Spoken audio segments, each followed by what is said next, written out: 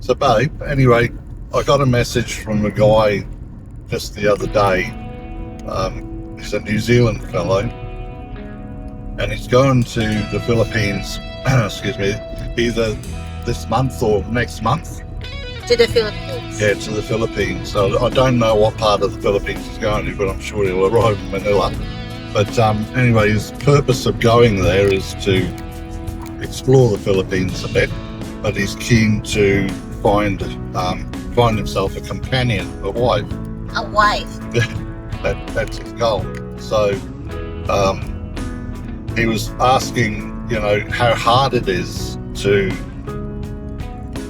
well, I suppose find a wife, but also to bring her back to New Zealand.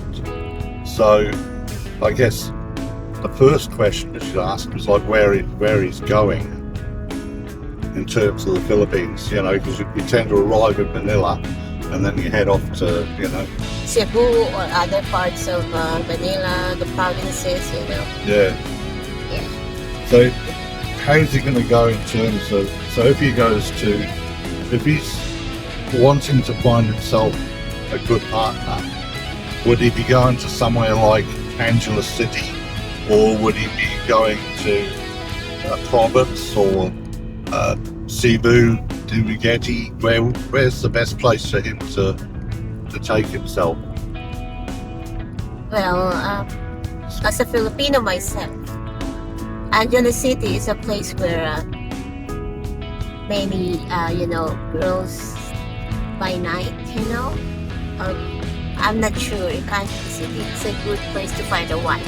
Yeah. But like in any other places, there are good people, there are not so good people, there are good women, and there are not so good women. So it depends on how lucky he is, or what kind of, or what type of woman was he wanting for a wife. That's right. Yeah. So I'm not saying that all Filipinos are this or that, because we're all different. We don't judge people, but all the Filipinos are this, all Filipinos are that.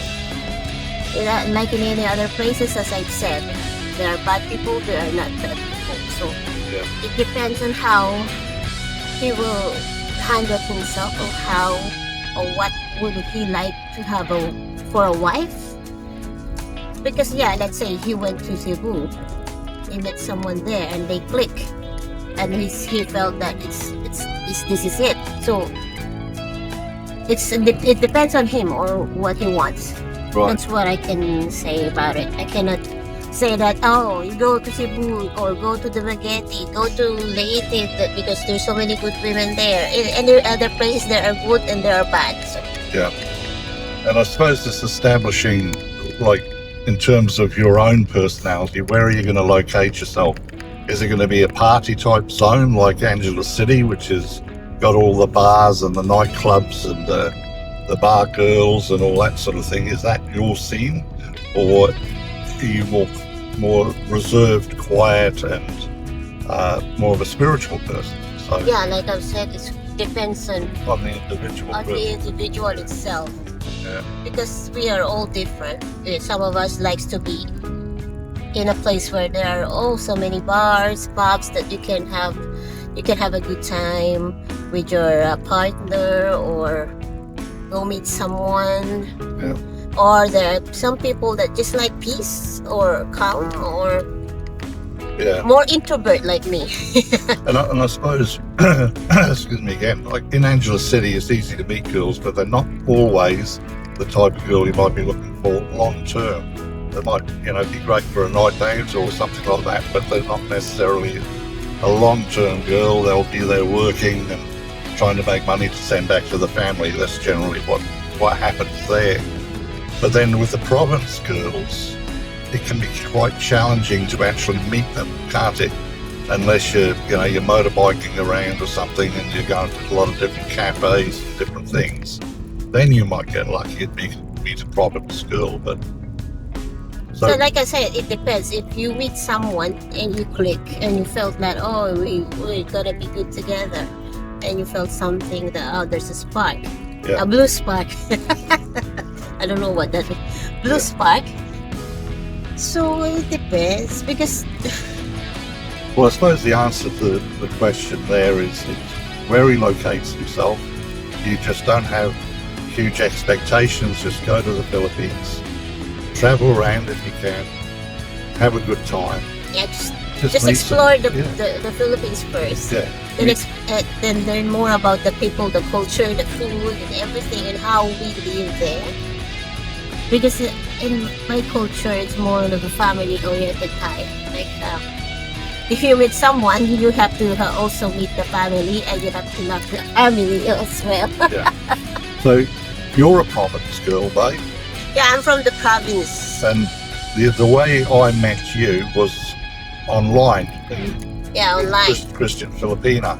Mm. So that's benefit in terms of when you do go to the Philippines. I mean, this guy's cutting it a bit short, asking that question when he's already going this month or next month. Doesn't really Probably, give it much time. probably that guy is already in the Philippines right Well, now. it could be. Yeah, he could very well be.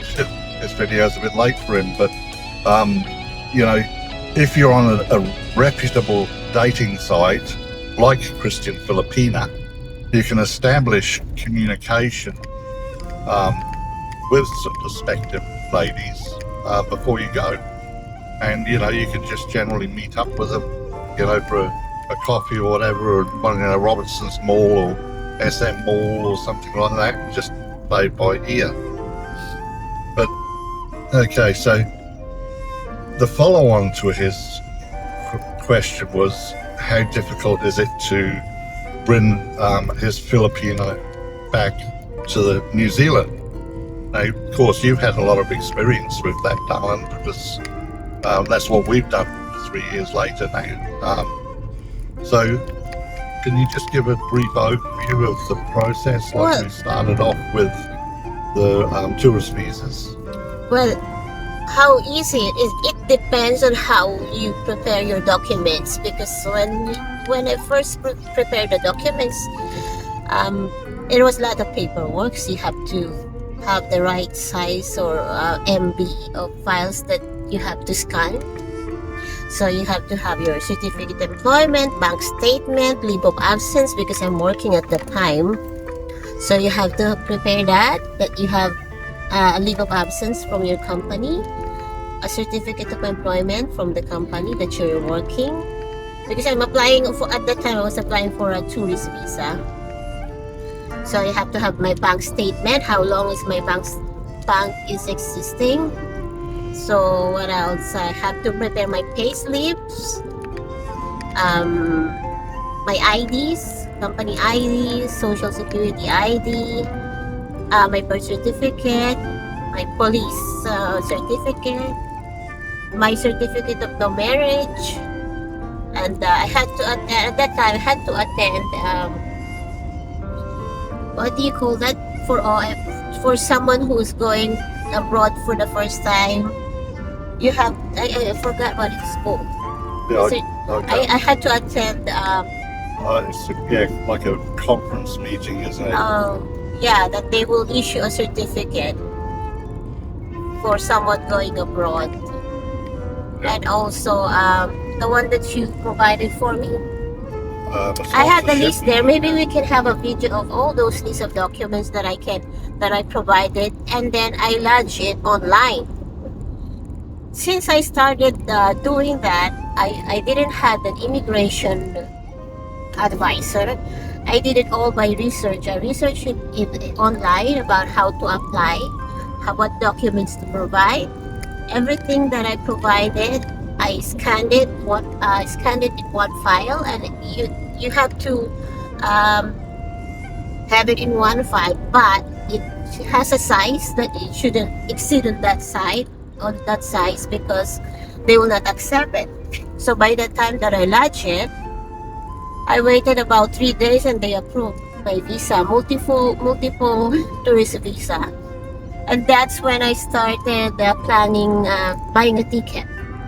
So when we bought a ticket, I also applied for an insurance, and I booked a motor lodge, just to stay for 3 days in Wellington, and that's it. Right. So when it comes to bringing your Filipina in New Zealand, it depends on how your Filipina will provide all those documents. It will be easy.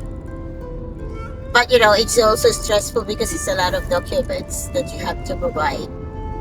And some of those are important documents, like you mentioned that certificate of no marriage.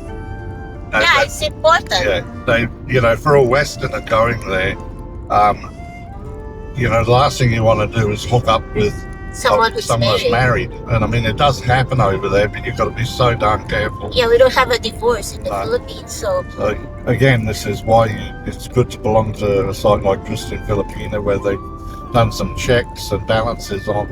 I provided that because we're planning also to be married here. Yeah, that's why I also provided that. I need to get that out of the way. So when it's time for me to marry, my husband called here. Oh, they say, you're not married in the Philippines at all. Yeah. And something that we learned this early stages. Something that you definitely need to do if you're talking marriage and the Filipino is going to come here to New Zealand or to another country, I guess, is storing your communication.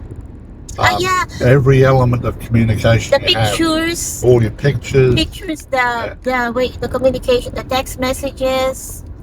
I also scanned all the text messages and the pictures and provided it in file because they will tell you what to provide. So you have to have a plane ticket. Yeah, you need a lot of evidence around the establishment of your relationship, how you met, how you got together, and what they're looking for is stable relationships, not fly-by-night relationships. This is immigration I'm talking about. So you've got to keep storing and collecting all your transcripts of communication, whether that's via WhatsApp or whatever some of the other ones are, your Filipino Christian Filipina membership. All that information will help you down the track prove that you've got a legitimate relationship and you've had that relationship for more than 12 months. As long as you can, actually, we a couple of years. But that's also can be useful for when you apply for a resident visa, partner of a New Zealander resident visa. All those, if you're living together. So we will talk about that in another video. All the processes that we did just to be here. Yeah, and we might even, sort of do one of those Q&A lives. If anybody wants to tune in to those, and we can answer questions, or when they can answer more questions there regarding coming to New Zealand at the offset on a tourist visa, and then tourist visa on from there to all the other stuff, employer work visa, and medicals and all those different types of things. So we didn't want to make this video too long, but it's just a bit of a snippet into and it's good to answer questions that come through. We'd endeavour to do that as quickly as we can. If you are over in the Philippines, buddy, have a good time. Don't stress too much. Just enjoy. Yeah. Shop around. There's some cheap t-shirts over there. Don't get yourself an expensive Filipina, and have fun. Move around a bit. And anyway, we'll cut the video short now. We've just arrived in town and we've got to go and get some kindling firewood to keep our fire going. It's bloody cold here at the moment. It's bloody cold. It's spring, but there's frost this morning. Yeah, so. the dogs were skating on the back deck because it was covered in ice. Anyway, guys, love to you all. Peace out. We'll catch you on the next video. See ya. God bless.